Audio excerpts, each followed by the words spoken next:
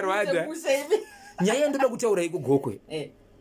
Ndiye kuti pane mukomana akarumwa nembwa achifamba pedyo neumwe musha. Ndikubva arumwa nembwa. Arumwa nembwa achibva taura kuti imbwa yenyu yanduruma zvani. Imbwa iri pamushapa. Imbwa yenyu yanduruma asi shoko randoda kutaura ndiri kuti imbwa dzenyu kana kuti imbwa yenyu hadzichazofi dzakaruma futi. Angave munhu, dzingave dzimwe imbwa, kuruma kwadzo kwapera nhasi.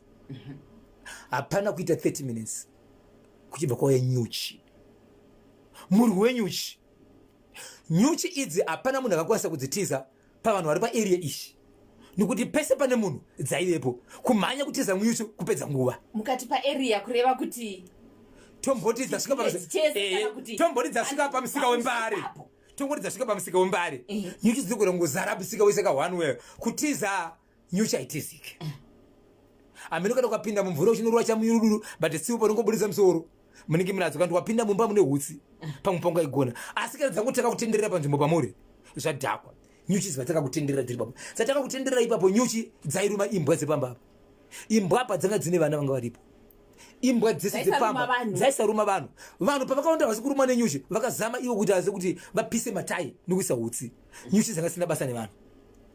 Dzairuma imbwa. Kusvika imbwa dzese dzadonha pasi kuti tasi. Dzingatize nekupisa kwematai. Imbwa dzese kuti tasa kufa dzese nevana vembwa vanga varipo dzese chibva dzasva ipapo chibva dzatofa. Imbwa. Pasina 30 minutes munhu abva kurumwa ne. Apa mukomana angatorova pasi zvake. Angatorova pasi 14 years.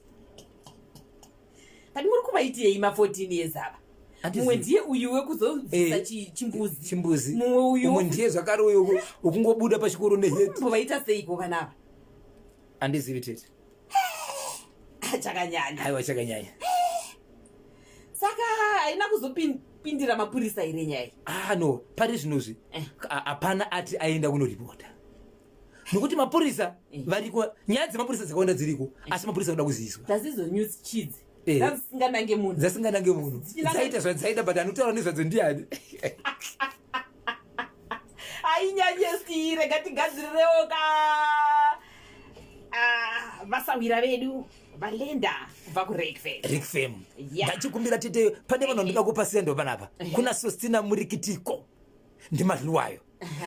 Jemina Gweme ndimandlovu zvakare. Kozoita Zororo Chimwanda ndichihera.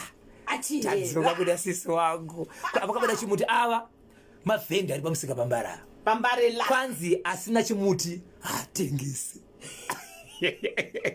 Tebhu rake togona ngorifumira nyuchi.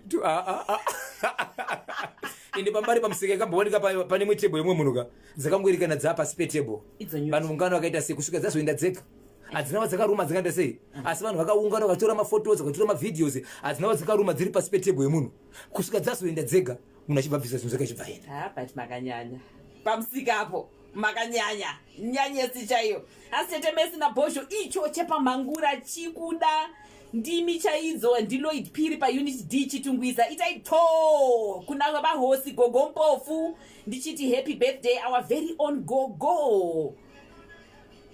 Vawedzerwe makore akawanda ndiloid piri pa unit D chitungwiza zvansikana tichikutengera idoro kubhawa imwai makanyarara kwete kuda kuzonyepa kuti pane mari dzangu dzandiri kupinda this week. Midweek party. Tete mazoti kuvadzisa. Pane wanda kusangana ipapo chigura latest manje anonzi Lenius Mahobo. Ari kushevedzera kuti Gokwe Bwanda. Gokwe Bwanda. Yes please. Gokwe makanyanya. Fata pagwanda. Asitauya kuzoona bhora remaWarriors neGwanda. Aiwa Rwanda kwete Gwanda. Chero ndakambonzwa zvimwe chakayaya. But vanhu ivo vanogononge vakatobva pamwe kumasvingo. Ndokudhuze kuko kure mani. Ndokudhuze. Kokure kwachona kunorevei. Wobva usika uchiri kwadzira pakugoko. Tikati uya stadium ndoyaphela ndava. Kana kuti vakati gweru. Vanonzisa tete. Aiwa Gwanda Rwanda.